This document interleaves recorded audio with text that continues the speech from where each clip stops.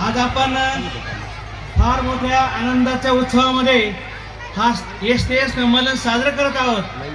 हा शालेय शालेय उपक्रमातील हा एक उपक्रम आहे आणि यामधून मुलांना आनंद मिळावा हा त्या पाठीमागचा उद्देश आहे। आणि सर्व वर्षभर आपण या ठिकाणी अनेक प्रकारचे छोटे मोठे उपक्रम साजरे करतो।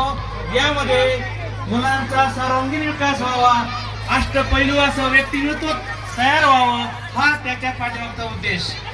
तर आजचा हा आनंदायी कार्यक्रम या ठिकाणी खूप आपण उत्साहाने साजरा करत आहोत। त्याचप्रमाणे या शाळेचा पूर्व इतिहास जर पाहिला तर नावलौकिक ऐतिहासिक अशी शाळा आहे आणि या शाळेमध्ये एकूण 395 मुलं शिकत आहेत।